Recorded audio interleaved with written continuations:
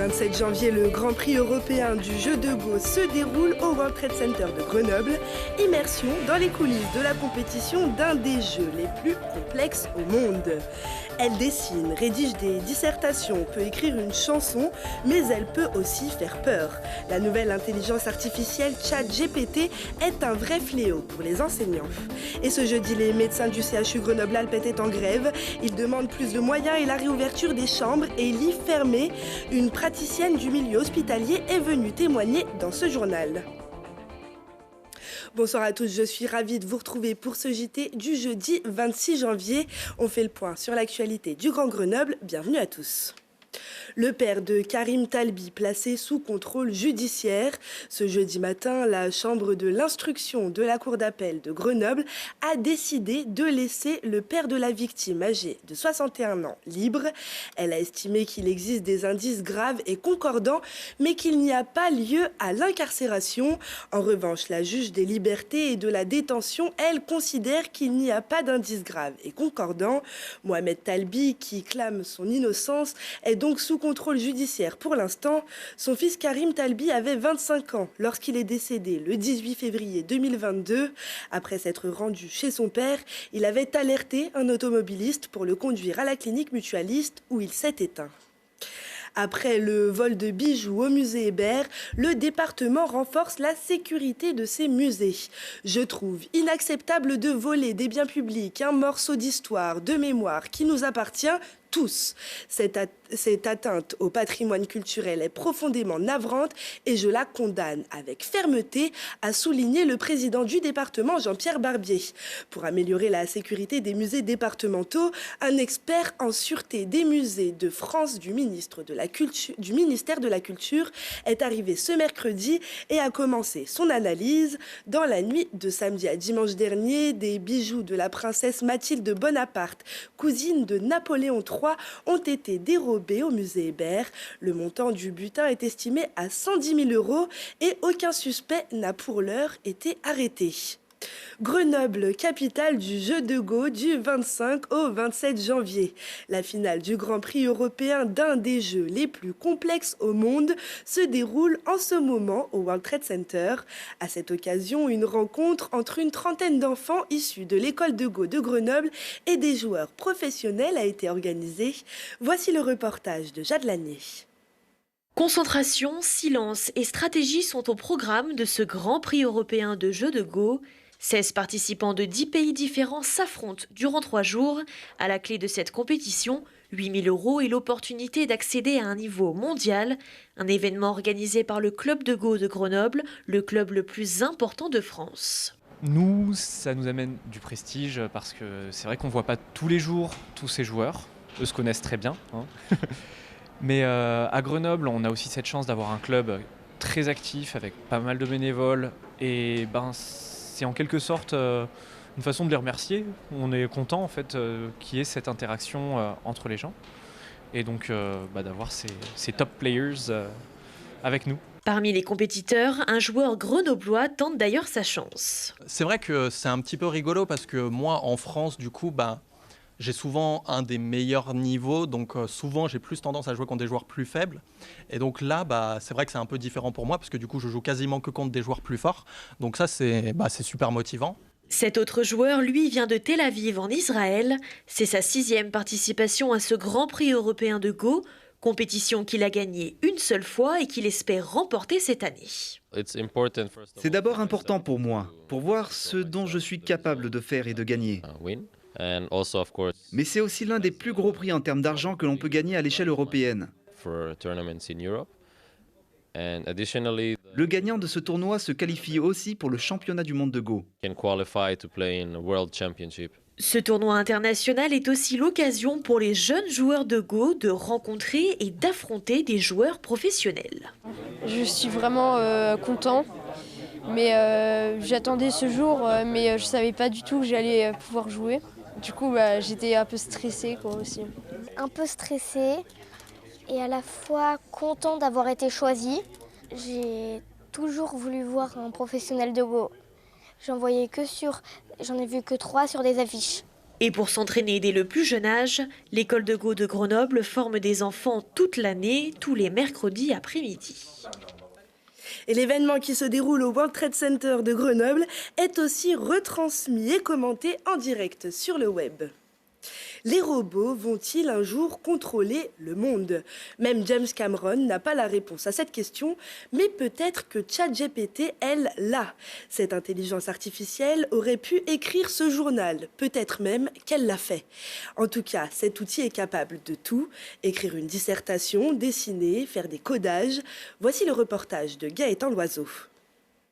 Cette intelligence artificielle n'a pas fini de défrayer la chronique. Vous avez une question ? ChatGPT a la réponse.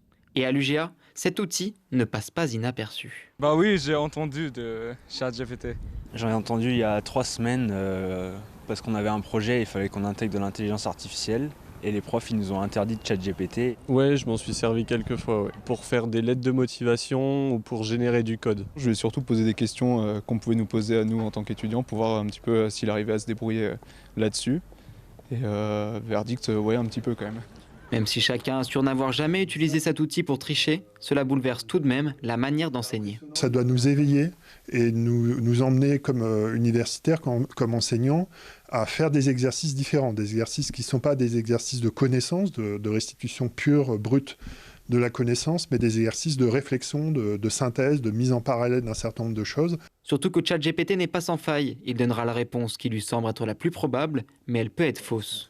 Outre la fraude universitaire, l'usage de l'intelligence artificielle pose d'autres problèmes. Dans l'avenir, une grande partie de l'information sera sûrement restituée par des dispositifs d'intelligence artificielle sans intervention, avec très peu d'intervention humaine. Et ça pose vraiment, pour le coup, des gros problèmes d'éthique de la presse, parce qu'évidemment, c'est beaucoup plus facile de propager, par exemple, des fake news. On pourrait avoir, je sais pas, le prix Goncourt suite à la rédaction d'un ouvrage par l'intelligence artificielle. Des réflexions sont déjà lancées, notamment à l'UNESCO ou au niveau de l'Union européenne, sur ces questions éthiques, car malheureusement... On peut très facilement contourner les limites éthiques aujourd'hui de ChatGPT. Si vous lui demandez, par exemple, comment puis-je fabriquer une bombe, il vous répondra plus.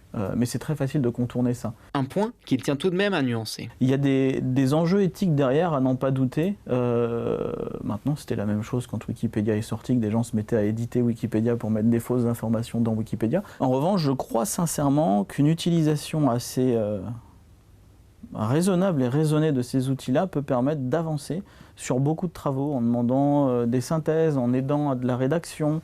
C'est l'objectif de Nao, un prototype d'assistant universitaire développé à GEM. Hi, I am Nao. I am like a living chatbot. I am here to help children, students, and researchers in their work. Alors, le robot va-t-il remplacer l'humain? Une chose est sûre, ce n'est pas pour aujourd'hui. Et face à son succès, ChatGPT a même lancé une version avec un abonnement professionnel d'une valeur de plus de 40 $ par an. Mais les robots ne sont pas prêts de remplacer nos soignants. Nous sommes avec Claire Ara-Somonano. Bonjour. Bonjour. Alors vous êtes médecin praticien hospitalier au CHU Grenoble-Alpes. Vous êtes sur le site de Voiron. Vous étiez en grève principalement pour demander en urgence la réouverture des lits et des blocs opératoires fermés. Absolument. Et les images que l'on va voir tout de suite datent de février 2020, lors d'une précédente mobilisation devant le CHU. On dirait que presque rien n'a bougé depuis. Oui, les choses se sont même carrément gravement aggravées, c'est le cas de le dire, puisque là, sur les dernières années, si on part de la situation actuelle, il y a plus de 200 lits fermés sur le CHU de Grenoble, 30% des blocs opératoires qui ne fonctionnent pas, les urgences de plusieurs sites d'Isère et notamment les urgences du site de Voiron qui sont fermées toutes les nuits, 7 jours sur 7. 50 lits à l'hôpital de Saint-Égrève de psychiatrie ont été fermés ces 6 derniers mois. 20% des lits sont fermés à Voiron. 50% des lits d'aval de Voiron, Rives, Saint-Laurent-du-Pont, Saint-Jean-Valden sont fermés. Donc l'accès aux soins hospitaliers, c'est dégradé de façon totalement inédite et à un niveau qu'on n'aurait jamais pu imaginer. Notamment sur la fermeture des urgences la nuit, c'est quelque chose qu'on n'aurait jamais pu imaginer il y a 1 an. 200 lits fermés, comment 200 lits, c'est une fourchette. Hein, c'est 200, 250 lits, c'est un chiffre assez variable. Ouais. Sur 1400 ça paraît lits énorme. environ. C'est énorme, oui. Comment on l'explique ? La plupart du temps, c'est un défaut de personnel hospitalier pour ouvrir les lits et les blocs opératoires. Hein, c'est la même problématique. Parfois, on manque de médecins, parfois, c'est des infirmières, parfois, les blocs opératoires, ce sont des IBAUD ou des infirmières anesthésistes ou des médecins. Selon les services, ça peut varier. C'est des personnels qui manquent. Oui. Les structures physiques existent. Et dans quelles conditions est-ce que vous exercez aujourd'hui ? Dans quelles conditions on exerce aujourd'hui Je m'excuse, je ne comprends pas très bien la question. Comment vous définiriez vos conditions de travail ? Les conditions de travail sont extrêmement difficiles pour l'ensemble des personnels. Je tiens juste à préciser que là, les médecins ont appelé aujourd'hui à un mouvement, mais c'est un mouvement qui est complètement corrélé, qui rejoint complètement l'ensemble des personnels hospitaliers. Ce n'est pas juste un mouvement de médecins. On a pris date aujourd'hui, nous, en tant que médecins, parce que effectivement, on constate au quotidien qu'on n'arrive plus à remplir nos missions de soins parce qu'on n'a pas les moyens de le faire. Donc, les conditions, elles sont difficiles. Aux urgences, les équipes essayent de gérer des patients qui s'entassent pendant des jours, des heures et des jours en attente d'hospitalisation. Donc, ils ne peuvent pas recevoir correctement les patients qui arrivent. Dans les services, l'ensemble des équipes, y compris les médecins, se battent pour raccourcir les temps d'hospitalisation, pour récupérer les patients qui sont en ville et les faire admettre sans réussir à le faire. Il y a des déprogrammations d'examens endoscopiques, des chirurgies qui sont retardées. Donc, les conditions sont très difficiles. Et pour les personnels hospitaliers, les médecins, mais l'ensemble des personnels, c'est manque de personnel, donc heures supplémentaires, retour sur les congés, retour sur les repos, pas de congé formation, pas de vacances complètes. C'est des conditions qui sont difficiles. Mais c'est pas, on n'est pas là pour pleurer sur notre sort. On est là pour dire, avec l'ensemble des personnels hospitaliers, que l'accès aux soins n'est plus garanti et que les malades sont en danger. Oui. C'est ça le fond du problème. Donc oui, les conditions sont difficiles, mais surtout, on ne peut plus s'occuper des malades. C'est ça l'objet de notre appel. Il y a beaucoup de médecins qui ont témoigné et qui disent qu'aujourd'hui, c'est une catastrophe sanitaire et une mise en danger des patients. C'est une mise en danger des patients quotidienne sur Grenoble comme au niveau national, parce que effectivement, c'est le centre de notre appel. C'est une catastrophe sanitaire. On n'a pas les moyens de garantir l'accès aux soins aux malades. Les malades sont en danger. Et la première chose, la plus urgente à faire, et absolument sans attendre, c'est de réouvrir les lits qui sont fermés, les blocs opératoires qui sont fermés, qu'on puisse accueillir les patients et les soigner, tout simplement. Et cette demande qui paraît simple, c'est la plus fédératrice, c'est ce qui nous permettrait déjà de faire un pas et de s'occuper des malades correctement. Bien sûr, il y a plein d'autres choses à faire. Et c'est une question qui regroupe les praticiens et les équipes des hôpitaux, mais également la ville, parce que les équipes de soins et les médecins en ville qui ont besoin d'hospitaliser leurs patients, ils se cognent à des murs très souvent. Ils se retrouvent à ne pas pouvoir faire admettre leurs malades, à ne pas pouvoir les faire explorer. Donc, c'est vraiment une mobilisation qu'on veut être la plus large et la plus unitaire possible, donc en ville comme à l'hôpital, ensemble des personnels et centré sur l'accès aux soins qui commence par avoir des personnels pour s'occuper des malades qu'on puisse mettre dans des lits. Voilà, des bras, des lits. Est-ce que ça veut dire qu'aujourd'hui, si on va aux urgences, on peut ne pas être pris en charge ? Oui, alors déjà l'accès aux urgences est filtré par le SAMU. Et ensuite, oui, il y a des délais d'attente qui sont de plus en plus longs, certains jours qui dépassent les 12 heures. Et oui, il y a des défauts de prise en charge qui sont possibles. Il y a plein d'histoires qui sont passées dans la presse. Ce n'est pas des incidents, c'est des conséquences directes des défauts de moyens à l'hôpital, oui, et aux urgences. Et on espère que ça va s'arranger. Merci beaucoup Claire Arras-Omoano d'être venue sur notre plateau pour témoigner. Et d'avoir porté aussi la voix de vos confrères et de vos consoeurs soignants, on le rappelle, puisque c'est une manifestation qui est pas que les médecins, c'est l'ensemble des personnels avec leurs syndicats. Merci beaucoup. Et avant de se quitter, on fait le tour des événements à venir près de chez vous, avec tout d'abord l'agenda sport de Lucille Dailly. Les Brûleurs de Loups sont de retour en finale de Coupe de France 5 ans après. Les hockeyeurs grenoblois affrontent les Rapaces de Gap sur la glace de l'Accor Arena de Paris-Bercy. C'est ce dimanche 29 janvier devant 15 000 spectateurs. Coup d'envoi à 15h. Le GF38, lui, retrouve le Stade des Alpes samedi à 19h. Actuellement 5e de Ligue 2, les footballeurs grenoblois reçoivent Bastia, 8e au classement. Ce samedi également, le basket club La Tronche-Mélan attend un public nombreux pour encourager l'équipe en difficulté depuis quelques semaine. Le BCTM reçoit Fétia à 20h au Charlet en Ligue 2 féminine. Pour skier à la Belle Étoile, il faut un sacré niveau. La célèbre course de ski alpinisme revient dans les montagnes de Beldon les 28 et 29 janvier. 3 parcours de 1100 mètres, 1900 et 2300 mètres de dénivelé positif jusqu'au pic de la Belle Étoile. Nouveauté de cette année, une rando découverte sans classement ni top départ pour les novices, lancée le samedi soir.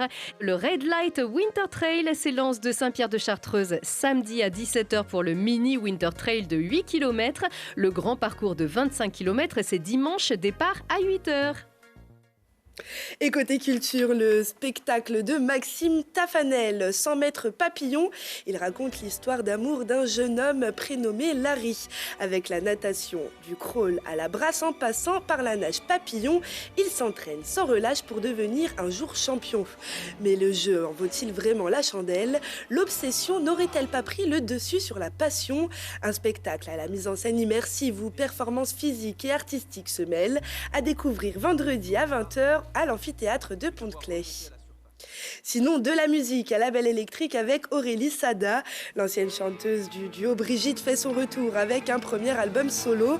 Il s'appelle Bombolini, mot italien qui signifie baignade en tunisien et un emblème culturel en Tunisie, présent dans toutes les fêtes. Ils sont la famille, la chaleur, le soleil, la tradition et le parfum de cette Tunisie qui coule dans les veines de la chanteuse.